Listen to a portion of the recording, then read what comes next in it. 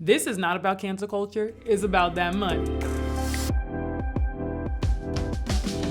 Welcome into That Works, where I take the content that you submit and give you feedback on the good, the bad, and the interesting. And we have a brand new home here on TrueFam Media's YouTube channel, so I'm so excited that you guys are here for the restart. Here are a few ground rules. Feedback follows the sandwich method, meaning 2 slices of encouragement and suggestions to improve in the middle. This is a safe space for creators, and the comment section needs to reflect that. And support the feature creators on their own channel. Remember, we cannot do this without each other. Today, we have 2 creators looking for feedback. The first is Vaughn Sanders of Vaughn Sanders Ministries. My biggest challenge might be my content. I have a hard time with the hook and being concise. The video is called Cancel Culture and Dr. Seuss. Just recently, while scrolling through Facebook, minding my own business, by the way, I came across this post in one of the Christian groups that I'm in. It linked to an article talking about how 6 Dr. Seuss books would no longer be published. The original poster mentions that once it becomes the norm to start banning or canceling books, the Bible will surely be on the chopping block next. Needless to say, I was triggered.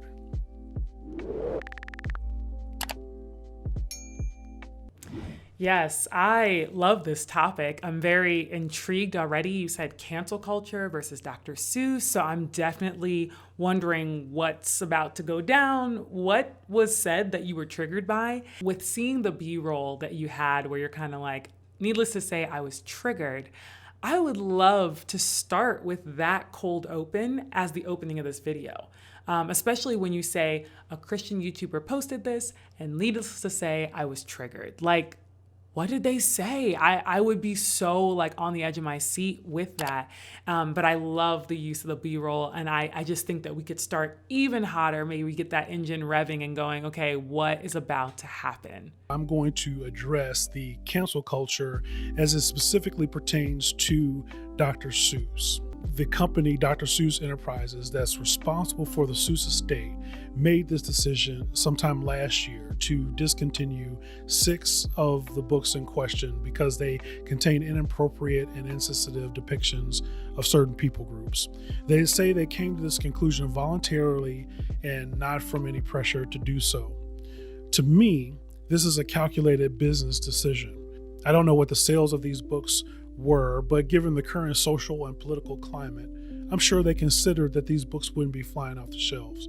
Then the company merely made a business decision and they decided not to produce these books any further. I think that this was a really great way that he kind of like laid out his evidence. He says, you know, this was not about cancel culture. This was a business decision. I love that opinion. And I think that's a really strong perspective, but it's also like a strong statement to make. I wonder if there was more time to be neutral, and then land with, it's a business decision. Because part of the reason that we came to this video, part of the reason that we're clicking on it is because we want to know, is it cancel culture? Once again, have they taken someone else down? Have they taken a beloved character down again? And you kind of dispel that in the beginning by saying this was a company's decision, they weren't forced. But I think that there's even more time to kind of take that carrot and give little hints along the way, but don't give out your full position right at the beginning by leading people on just a little bit so that they stay for the full part of the video. Because here we are, we're about 1:47 in, and I've gotten my answer to the question. Now, I'm going to stick around because I want to hear more, but I wonder if there's more space to give people a little bit of a lead in. So we're really kind of dangling that carrot of what the whole video is going to be about until we land it with our profound statements and with our point of view, our perspective. Prior to hitting it big with children's books, Dr. Seuss had a history of publishing racist and anti-Semitic work when he was a college student and also while drawing for a political cartoon column. Even in his books, he typically would draw unflattering, offensive, and stereotypical pictures of Asians and Black characters. Even though this doesn't fit the definition of cancel culture per se, people who have grown up with these books and may have read them to their own children wonder why this is such a big deal all of a sudden.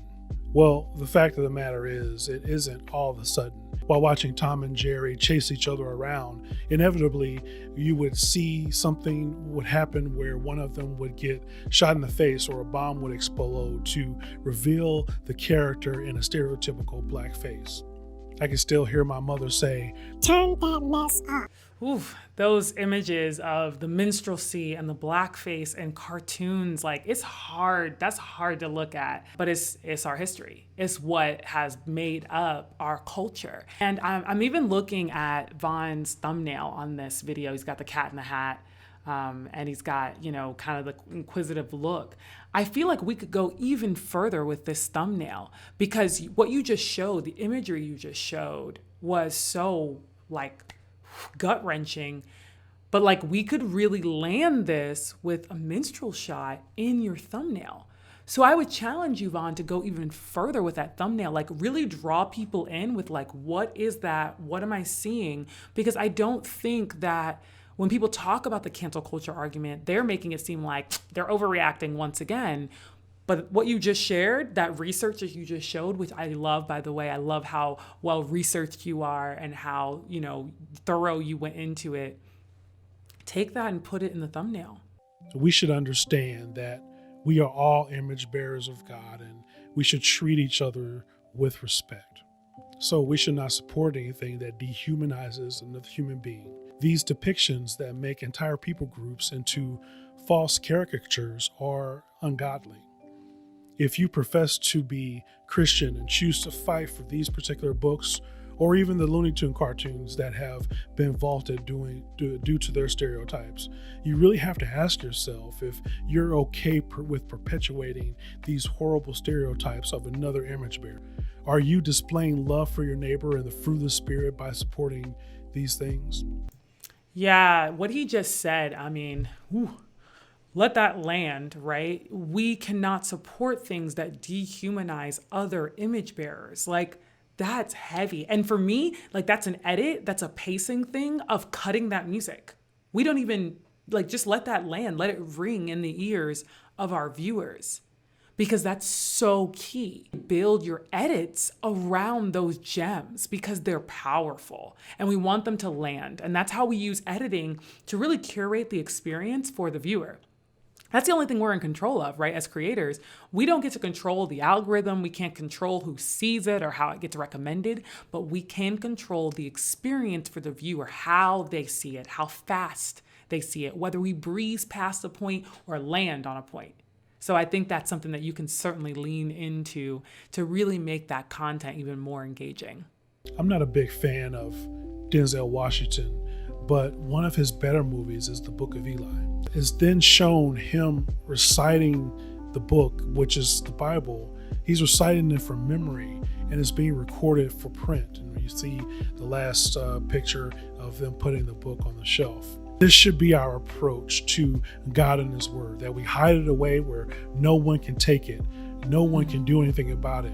But more importantly, that it helps us to know God, who He is, and helps us to follow Him day to day. So let me know in the comments what you think about this. Am I overreacting or not reacting enough? In the meantime, I hope you enjoy your green eggs and ham. And also, I hope that you will be strong and courageous in living out your faith. I really, really enjoyed this video and that outro. The content is fabulous. You said that you had a challenge with the content and whether it was engaging. It was very engaging. The content itself was king. And I love the question of the day because it invites interaction and engagement in a real way. Because, your content had my synapses and everything firing on all cylinders. And that's what we want. We want our content to make our audience think and make our viewers consider a different perspective. And that's definitely what this video did for me. And so I love that question of the day. I would really love us to drive all the way to it because at the very end, you were talking about the Book of Eli and how, we need to be like that. We need to hide the word in our heart. And I completely agree with you. We need biblical literacy and we need to dig down deep into the root of the word. And the way that we do that, to really land that last point, I think for you, the biggest thing is letting that which is significant be significant and be powerful and dramatic. I like your understated style, so I don't want to change that, but I do want you to lean into those moments that are really strong. Like, you know, your case is strong because you got the word of God behind you. So lean into that and really give it the weight that it deserves. I really encourage you guys to go and watch Vaughn's video. I will leave the link to his video as well as his channel down below. Our next creator is Omolade Okaiyeto, and she says her biggest video challenge is growth, but she's noticed better growth since December. Her video is called Christian Women Single at 30 Plus, The Clock is Ticking.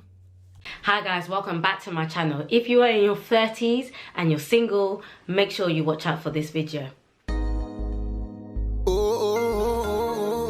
She's got us ready to start. Hi guys, my name is Omolade Okaiyeto and I focus on faith, travel and review content. But in today's video, I'll be speaking about faith. So real talks out here, guys. So a friend of mine put a post up about the struggles of single ladies in their 30s and some of the scares, the battles, the thoughts that we go through in our mind. And I was just like, you know what? I have to speak about this topic because it is real. So if you're in your 30s and you're single and you're Christian, real talk out here. So I love how Omolade looks. She presents herself very, very well. I think that's great that you've kind of established from the top that this topic is for 30 plus women who are single, and you want to make sure that we know that. What I would say is that at the very beginning, you decided to say, you know, if you're 30 plus, you stay tuned. And then once your intro rolled and then you came back and you said, once again, if you're 30 plus, we're going to get into it. And it's kind of like revving the engine a couple of times before you actually leave the gate. So I would encourage you, just get into the topic. Sometimes it can be so hard being the only single person in your friendship group. Everyone else is married with kids and you're the only one single, or the only one that invited all the weddings, all the baby showers, everything, you name it. At one point, I remember I was invited to so many weddings. Like, I had people saying, oh, when is it going to be your wedding? When is it going to be? And in my head, I'm like, okay, find me the guy then. Find me the guy. But I know it's all good vibes, good intentions and stuff like that. Like, these are just some of the frustrations. I can't lie. In your 30s, the clock is ticking. You know, the clock is ticking. And I know that there's miracle stories about people who have had children. But these are the things that do go through your mind. Especially if you don't want to be an old mother. You know what? I don't really want that for myself. I actually want kids now. I haven't had any kids yet. Ooh, I don't want to be an old mom. So that's just real truths. Also that... Okay, so I really like you're kind of giving us a kinetic energy. It's very fast paced. It's like, listen, these are all the things that go through your mind when you're single and 30 plus and you don't want to be left behind.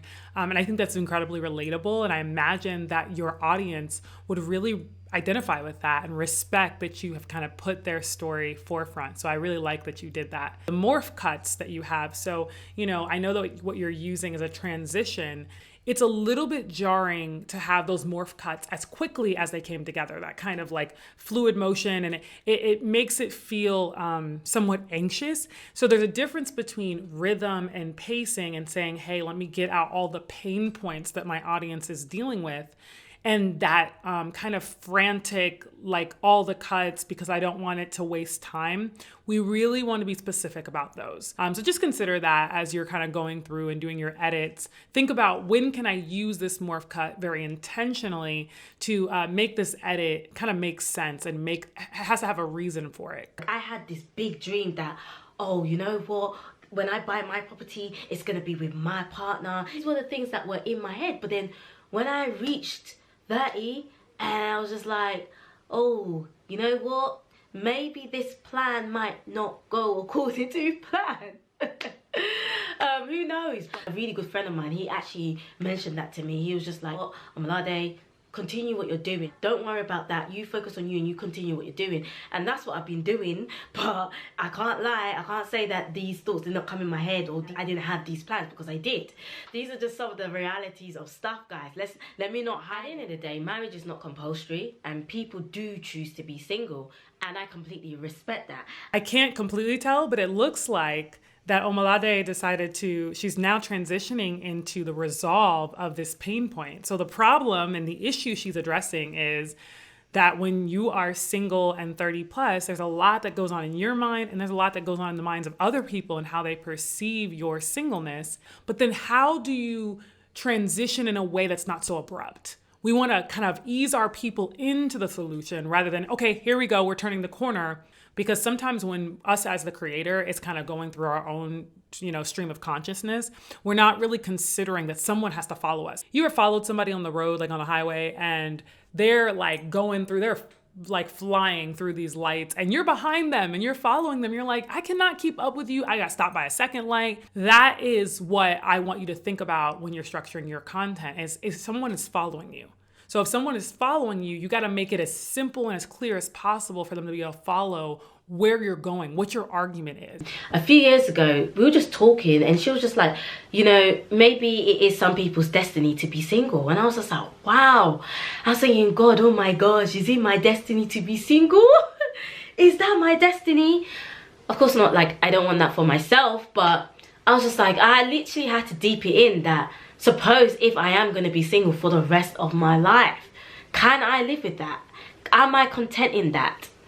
I was just like, whoa, that's deep. I choose not to settle. I know what I want in a man. I know that I want a man of God and a man that is fearing to God. That is like the number one priority for me. And if that means that, oh, you're being picky and choosy, fine, because that is a priority for me. I was ranting, but I literally needed to express some of the things that people in their 30s go through. You were expressing the inner cry of so many singles, especially over 30 for women. Like, you were expressing all of those things. And so I wonder if the title could even use some finessing. Christian women single at 30 plus is just a descriptor. It's not really telling us anything about the video. It just is a descriptor of people. And so maybe making a more, an attempt and an intent at what the video is actually about would help this feel more cohesive. What I'm here to say is that I understand.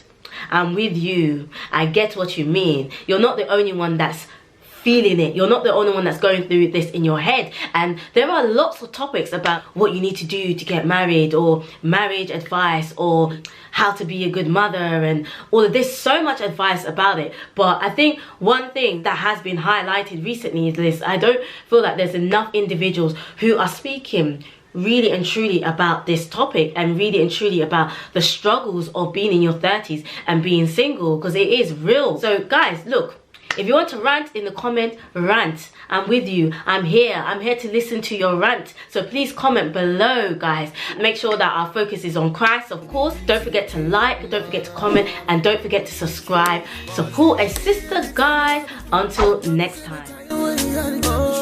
Yeah, really strong outro, Omolade. I like how you said, if you want to rant with me, let's get down. And I think that's a great leg into creating community around singleness and being a believer and waiting on the Lord for whatever he has or doesn't have for you. And I think that you did a really good job of kind of tying that up and saying, hey guys, chat with me down in the comments. I would say go even further with that. Really invite people to have a discussion. Maybe this is an offline call. Maybe this is a mastermind. Maybe this is a group that you can start around this. I don't want to assume what your niche specifics are, but with the broadness of faith and travel and beauty and all the different things that you cover on your channel, you certainly could start a collective around this particular topic. I'm really excited for your growth. I think the biggest thing that you're going to need to focus on is being very strategic and very specific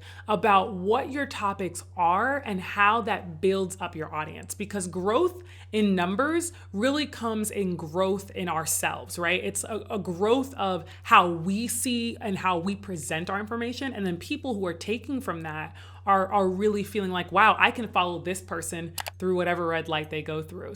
Thank you so much for submitting your video, and make sure, guys, that you go ahead and leave a comment down below for Omolade. Give her encouragement and go watch the rest of this video on her channel. It is a really, really great video. It's really interesting and funny. She's hilarious. So it's great to hear her thoughts on this topic. So make sure that you support her. And also, if you'd like to submit a video for review, you can do so. Make sure that it's less than 10 minutes, and you can submit to thatworksreviews@gmail.com with your name, your channel link, your video, and your biggest challenge on YouTube. And I will definitely consider it to be on another episode of That Works. But I'm so grateful that you guys were here, and I'm thankful to you. Have a great rest of your day. Bye now.